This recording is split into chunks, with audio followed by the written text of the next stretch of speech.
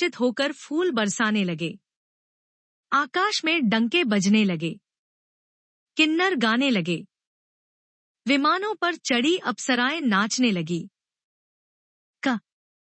श्री जानकी जी सहित प्रभु श्री रामचंद्र जी की अपरिमित और अपार शोभा देखकर रीछवानर हर्षित हो गए और सुख के सार श्री रघुनाथ जी की जय बोलने लगे।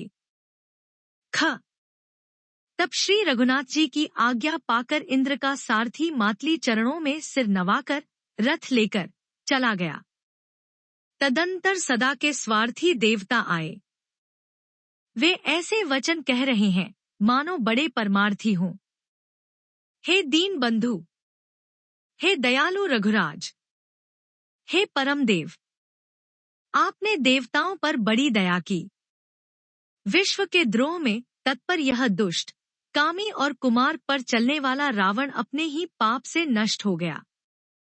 आप समरूप, ब्रह्मा, अविनाशी, नित्य, एकरस, स्वभाव से ही उदासीन, शत्रुमित्र भाव रहित, अखंड, निर्गुण, मायिक गुणों से रहित, अजन्मे, निष्पाप, निर्विकार, अजेय, अमोघ शक्ति, जिनकी शक्ति कभी व्यर्थ नहीं जाती और दयामय है। आपने ही मत्स्य, कच्छप, वराह, नृसिंह, वामन और परशुराम के शरीर धारण किए। हे नाथ, जब जब देवताओं ने दुहक पाया तब तब अनेकों शरीर धारण करके आपने ही उनका दुहक नाश किया। यह दुष्ट मलिन हृदय देवताओं का नित्य शत्रु, काम, लोभ और मद के परायण तथा अत्यंत क्रोधी था। ऐसे अधमों के शिरोमणि ने भी आपका परम पद पा लिया। इस बात का हमारे मन में आश्चर्य हुआ। हम देवता श्रेष्ठ अधिकारी होकर भी स्वार्थपरायण हो आपकी भक्ति को भुलाकर निरंतर भवसागर के प्रवाह, जन्म मृत्यु के चक्र में पड़े हैं।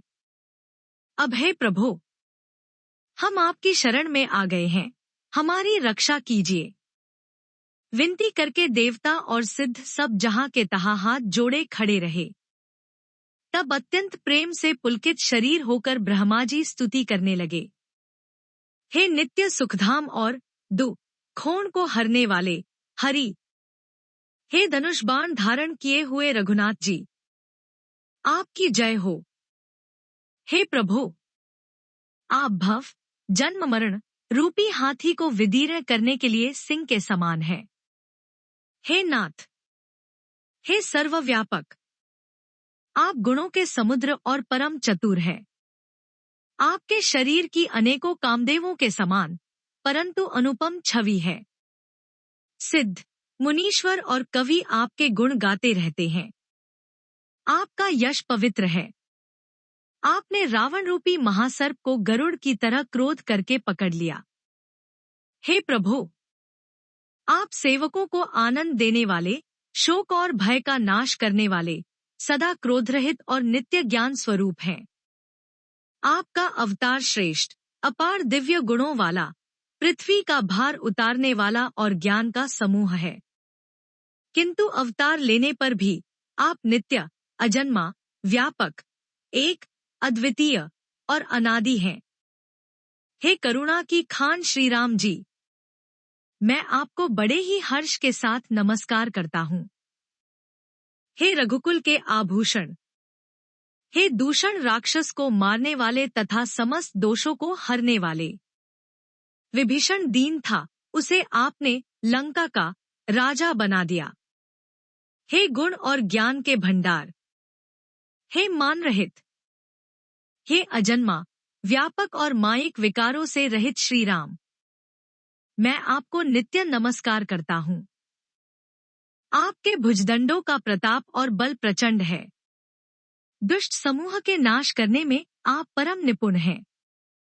हे बिना ही कारण दीनों पर दया तथा उनका हित करने वाले और शोभा के धाम, मैं श्री जानकी जी सहित आपको नमस्कार करता हूँ।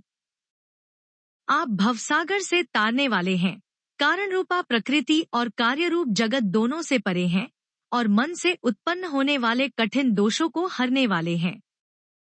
आप मनोहर बाण, धनुष और तरकस धारण करने वाले हैं। लाल कमल के समान रक्तवर्ण आपके नेत्र हैं। आप राजाओं में श्रेष्ठ, सुख के मंदिर, सुंदर श्री लक्ष्मी जी के वल्लभ तथा मद, अहंकार, काम और झूठी ममता के नाश करने वाले हैं। आप अनिंद्य या दोष रहित हैं, अखंड हैं, इंद्रियों के विषय नहीं हैं। सदा सर्वरूप होते हुए भी आप वह सब कभी हुए ही नहीं, ऐसा वेद कहते हैं। यहाँ कोई दंतकथा, कोरी कल्पना नहीं है। जैसे सूर्य और सूर्य का प्रकाश अलग अलग है और अलग नहीं भी है, वैसे ही आप भी संसार से भिन्न तथा अभिन्न दोनों ही हैं। हे व्यापक प्रभो, ये सब वानर कृतार्थ रूप हैं, जो आदर पूर्वक ये आपका मुख देख रहे हैं। और हे हरे, हमारे अमर जीवन और दिव्य शरीर को धिक्कार है, जो हम आपकी भक्ति से रहित हुए संसार में सांसारिक विषयों में भूले पड़े हैं। हे दीन दयालु, अब दया कीजिए और मेरी उस विभेद उत्पन्न करने वाली बुद्धि को हर लीजिए, जिससे मैं विपरीत कर्म करता हूँ और जो दुख है उसे सुख मानकर आनंद से विचरता हूँ। आप दुष्टों का खंडन करने वाले और पृथ्वी के रमणीय आभूषण हैं। आपके चरण कमल श्री शिव पार्वती द्वारा सेवित हैं। हे राजाओं के महाराज, मुझे यह वरदान दीजिए कि आपके चरण कमलों में सदा मेरा कल्याणदायक अनन्य प्रेम हो। इस प्रकार ब्रह्मा जी ने अत्यंत प्रेम पुलकित शरीर से विनती की। शोभा के समुद्र श्री राम जी के दर्शन करते करते उनके नेत्र तृप्त ही नहीं होते थे। उसी समय दशरथ जी वहां आए। पुत्र श्री राम जी को देखकर उनके नेत्रों में प्रेमाश्रुओं का जल छा गया। छोटे भाई लक्ष्मण जी सहित प्रभु ने उनकी वंदना की और तब पिता ने उनको आशीर्वाद दिया। श्री राम जी ने कहा, हे तात, यह सब आपके पुण्यों का प्रभाव है, जो मैंने अजय राक्षसराज को जीत लिया। पुत्र के वचन सुनकर उनकी प्रीति अत्यंत बढ़ गई। नेत्रों में जल छा गया और रोमावली खड़ी हो गई। श्री रघुनाथ जी ने पहले के जीवितकाल के प्रेम को विचार कर पिता की ओर देखकर ही उन्हें अपने स्वरूप का दृढ़ ज्ञान करा दिया। हे उमा, दशरथ जी ने भेद भक्ति में अपना मन लगाया था, इसी से उन्होंने कैवल्य मोक्ष नहीं पाया। मायारहित सच्चिदानंदमय स्वरूप भूत दिव्य गुणयुक्त सगुण स्वरूप की उपासना करने वाले भक्त इस प्रकार मोक्ष लेते भी नहीं। उनको श्री राम जी अपनी भक्ति देते हैं। प्रभु को इष्ट बुद्धि से बार बार प्रणाम करके दशरथ जी हर्षित होकर देवलोक को चले गए।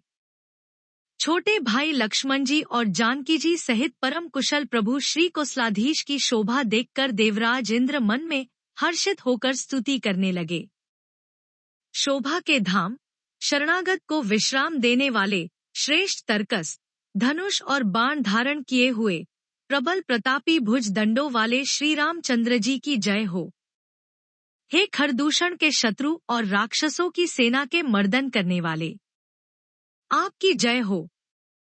हे नाथ, आपने इस दुष्ट को मारा जिससे सब देवता सनाथ सुरक्षित हो गए। हे भूमि का भार हरने वाले, हे अपार श्रेष्ठ महिमा वाले, आपकी जय हो। हे रावण के शत्रु, हे कृपालु, आपकी जय हो। आपने राक्षसों को बेहाल तहस-नहस कर दिया। लंकापति रावण को अपने बल का बहुत घमंड था।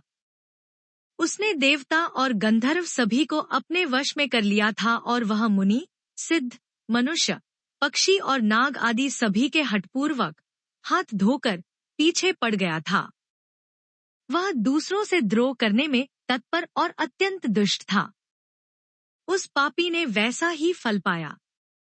अब हे दीनों पर दया करने वाले, हे कमल के समान विशाल नेत्रों वाले, सुनिए, मुझे अत्यंत अभिमान था कि मेरे समान कोई नहीं है, पर अब प्रभु आप के चरण कमलों के दर्शन करने से दुख समूह का देने वाला मेरा वह अभिमान जाता रहा।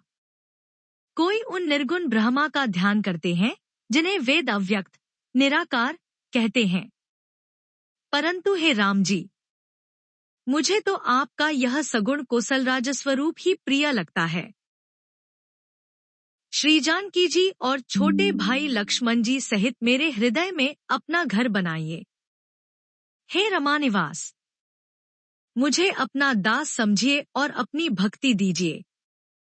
हे रमानिवास, हे शरणागत के भय को हरने वाले और उसे सब प्रकार का सुख देने वाले, मुझे अपनी भक्ति दीजिए। हे सुख के धाम, हे अनेकों कामदेवों की छवि वाले रघुकुल के स्वामी श्री रामचंद्र जी, मैं आपको नमस्कार करता हूँ।